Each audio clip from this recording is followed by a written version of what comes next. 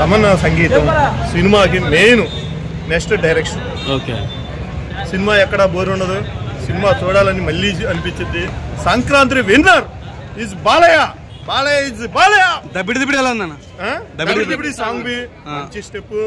తమన్నా అసలు సంగీతం అతను కొట్టేశాడు. ఈ సంవత్సరం తమన్నా 2 సినిమాలు వచ్చినాయి. 2 సినిమాలో బెస్ట్ మూవీ డాకు మహారాజ్. ఎలా ఉంది సార్ బాలయ్య ఫేస్? అంతే ఎలా చూపించాడు? బాలయ్య ఉండే కొందికి కుర్రాళ్ళలాగా తయారవుతున్నాడు. అసలు సినిమా అనేది బోర్ అని లేదు, సినిమా మళ్ళీ చూడాలనిపిస్తుంది. ఆల్రెడీ సాయంత్రం మార్నింగ్ షోకి ఉంది, రేపు మార్నింగ్ షో ఫ్యామిలీతో వెళ్తున్నాను. ఫైట్స్ అవన్నీ ఎలా చూపించాడు బాబీ? ఫైట్స్ ఎలా ఉన్నాయి? బాబీ డైరెక్షన్ ఇస్ బెస్ట్, సంగీతం బెస్ట్, బ్యాక్గ్రౌండ్ మ్యూజిక్ అదిరు. చాలా మంది ఫస్ట్ హాఫ్ బాగుంది, సెకండ్ హాఫ్ డల్ ఉంది అంటున్నారు, వాళ్ళకి ఏం చెప్తారు? ఇక 2.5 గంటలు సినిమా తీయాలంటే ఎవరు తీయలేరు. Next sentiment, second half sentiment ఒక గ్రామం గురించి, వాటర్ గురించి, ఇది దాని గురించి ఆఫీసర్ గా మళ్ళీ అలాగే డాకు లాగుంటే సినిమా ఏముండదు. స్టోరీ అన్ని ఫస్ట్ ఇంజనీర్ నుండి డాకు ఎలా వచ్చాడు అని చూపించాడు. Direction is best. పాప సెంటిమెంట్ ఎలా ఉంది? పాప నెంబర్ 1. జై బాలయ్య. బాలకృష్ణ గారికి ఈ సినిమా ఒక ఎసెట్ అండి. ఎందుకంటే మనకు తమన్ గారు బ్యాక్గ్రౌండ్ మ్యూజిక్ ఈ సినిమాని నిలబెట్టింది. తమన్ గారు లేకపోతే ఈ సినిమాని ఊహించలేమేమో.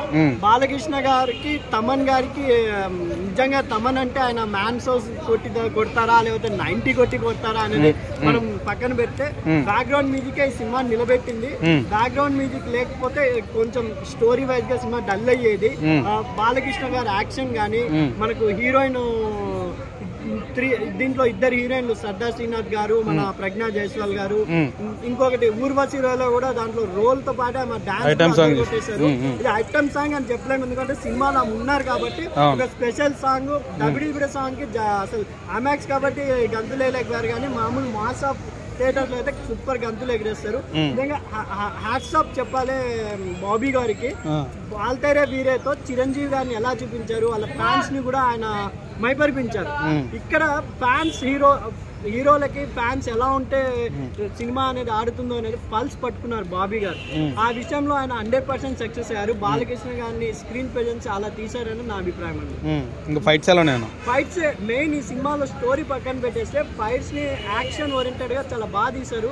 ఈ సినిమాకి మెయిన్ ఎసెట్ ఏంది అంటే బాలకృష్ణ గారి ఫైట్స్ అండ్ బాబీడేల్ గారి విలనిజం. ఏదైనా సినిమా హిట్ కావాలంటే అవతల విలన్ కూడా గట్టిగా ఉండాలి. బాలకృష్ణ గారి అఖండాతో ప్రూవ్ అయింది, సారీ లెజెండ్ ప్రూవ్ అయింది. జగపతి బాబు గారు స్ట్రాంగ్ ఉండబట్టే బాలకృష్ణ గారు ఎలివేషన్ అయింది. ఇక్కడ కూడా బాబీ గారికి హ్యాట్స్ ఆఫ్ చెప్పాలి, బాబీడేల్ గారిని ఎంచుకున్నందుకు. నిజంగా BB3 అని చెప్పుకోవచ్చు. బాలకృష్ణ గారు, బాబీడేల్ గారు, బాబీ కొల్లని గారు, ఈ ముగ్గురు బీబీలు అందించిన ఒక మాస్ ఆఫ్ గాడ్. మన బాలకృష్ణ గారి మాస్ ఆఫ్ గాడ్ తో చాలా బాగా తీశారు సినిమా. హ్యాట్స్ ఆఫ్ చెప్పాలండి. సినిమా ఓవరాల్ గా హిట్ అంటారా?